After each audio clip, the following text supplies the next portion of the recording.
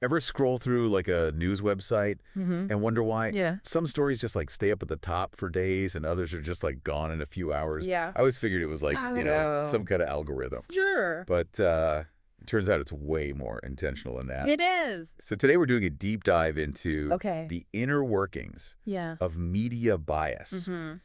Specifically, how much is influenced by like outlets versus our own preferences as readers. Right. And let me tell you, this research is seriously juicy. It really is fascinating. We're looking at a brand new study just came out, September 2024. Oh, wow. That breaks down the homepages of two giants in the industry. Okay. The New York Times and the Wall Street Journal. Ah, the heavy hitters. Exactly. Always good for a side-by-side. Always good for a side-by-side, yeah.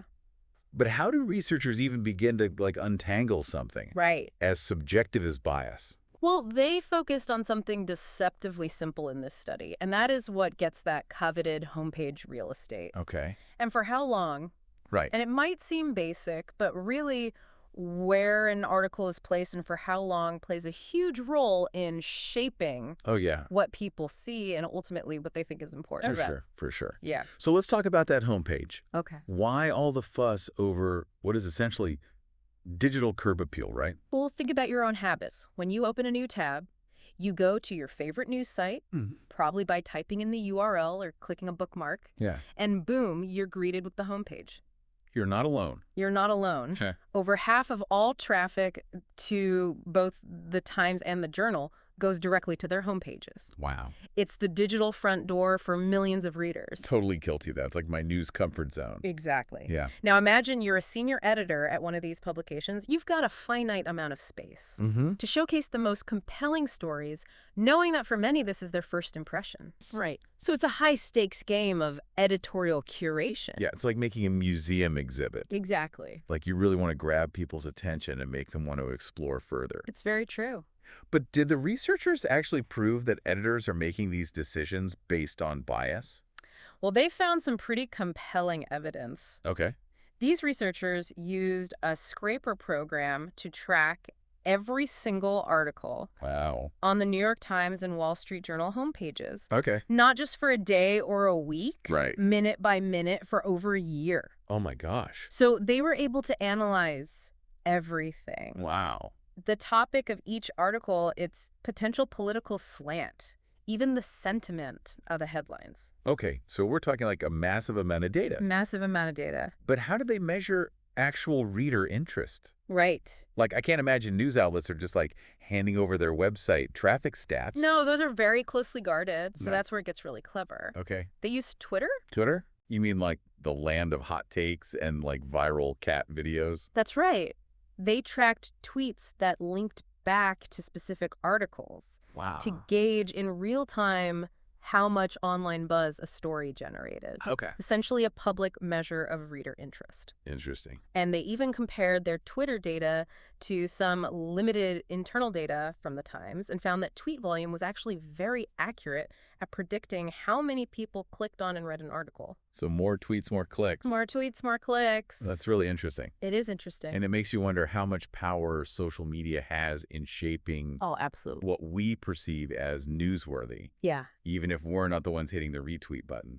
That's right. And this is all before we even factor in those pesky algorithms. But we'll get to that more later. Okay. Point is, the homepage is powerful, especially when you combine it with the amplifying effect of social media. Yeah. Makes you think twice about whose voices are being amplified and whose might be getting lost in the shuffle. Yeah. Yeah. So we've got this potent mix of like editorial decisions and then reader interest converging on the homepage. Right. But like, how do we tease apart how much is how do we know actual bias? Yeah. Like, are they just highlighting what people want to read? Or Right. Are editors just pushing a certain viewpoint? Or are they actually responding to what the data is showing them people want more of? It's the million-dollar question. Yeah. And to answer that, they used a statistical model to analyze all that data we talked about. You know, all those meticulously collected tweets and articles, placements. They wanted to isolate the effects of reader demand. Okay. So those tweet counts from what they called supply-side bias, meaning the potential political slant of the article itself. So they basically controlled for Like the popularity factor. Exactly. Like if an article is super popular on Twitter, but stayed on the homepage for like the same amount of time as an article with way fewer tweets, that might suggest there's something else going on. Exactly. They were looking for that discrepancy. Right. And what they found was pretty revealing. Okay. First, the not-so-surprising part for both the Times and the Journal articles with more tweets tended to stick around on the homepage longer. Okay. Editors, it seems, do pay attention to what readers want. Yeah, makes sense. I mean, they're in the business of keeping people engaged and coming back for more. You can't just ignore what's like going viral. Right, and that's their job, is to make sure that people are reading. Yeah. But here's where it gets really interesting. The effect of those tweet counts, that reader demand, was significantly stronger for the Wall Street Journal than for the Times. Now, that's interesting because I always thought of like the Journal as being more staid. Set in their ways. Right. You know, sticking to their editorial guns. Yeah. Regardless of like what the latest Twitter trends are. It does seem counterintuitive. But this research suggests that the Journal is actually keenly aware of what's resonating with readers online, at least when it comes to their homepage. You know, they're playing the algorithm game. Okay, so a bit more strategic in their approach? Perhaps to attract a wider audience. Interesting. Okay. So what about the Times? Did they find any evidence of bias there?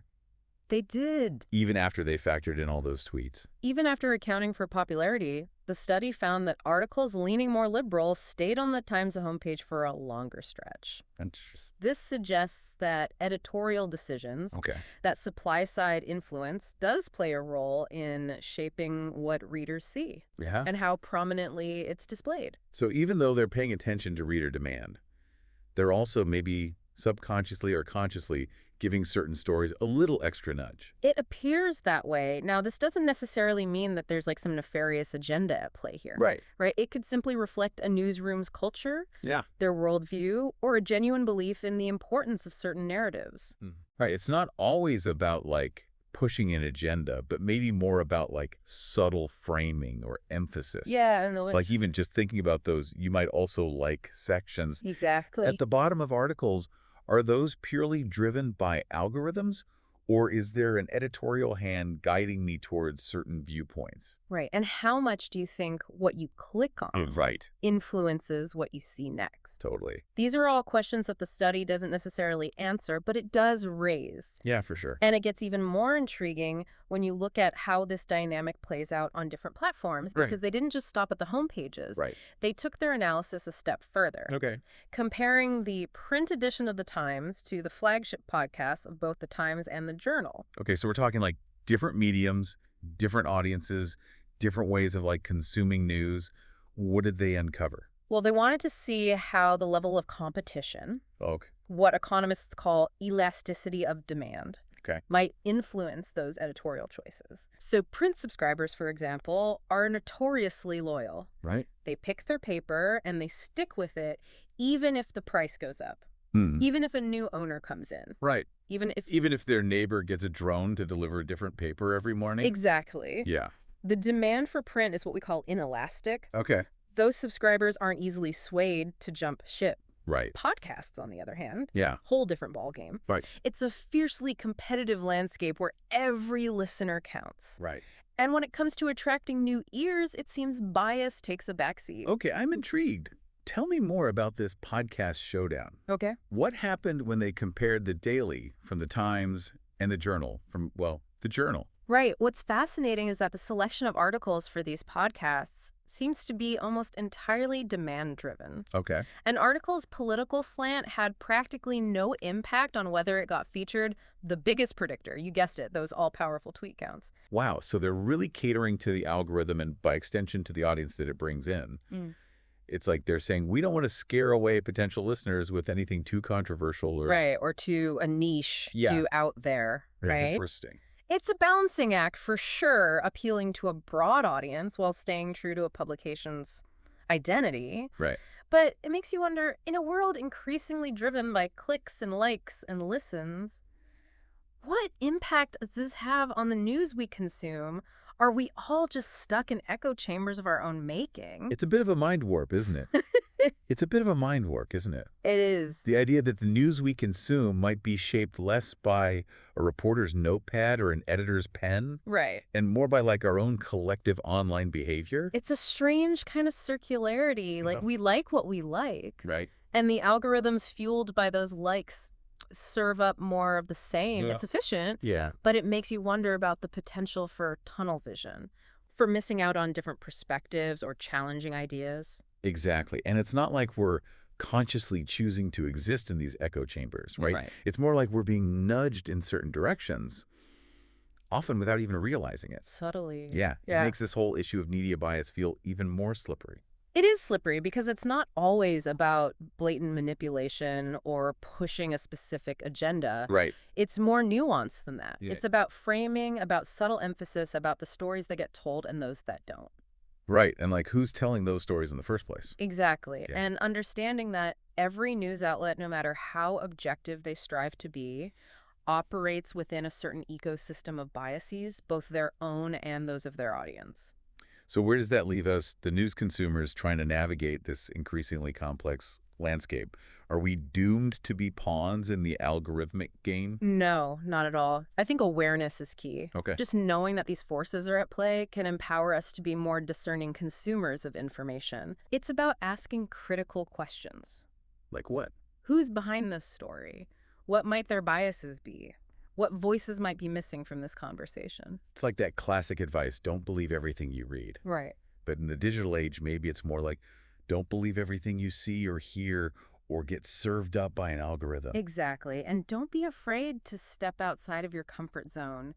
Seek out different perspectives, even if they challenge your own views. Read critically, listen carefully, and be willing to engage in thoughtful debate.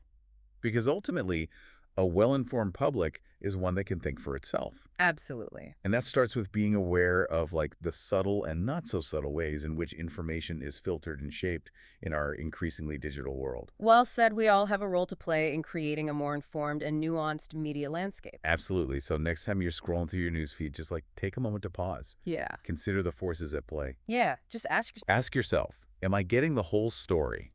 Who might be benefiting from me seeing this particular headline? And am I actively seeking out diverse viewpoints? Those are great questions to keep in mind. Yeah. Because in the end, knowledge is power, and critical thinking is our most valuable tool. Couldn't agree more. Well, this has been a really eye-opening deep dive into the world of media bias. Fascinating stuff. Huge thanks to our expert for breaking down this really complex topic with such clarity. Happy New Year. And to all of you listening out there, keep those minds curious and stay engaged. We'll see you next time for another deep dive.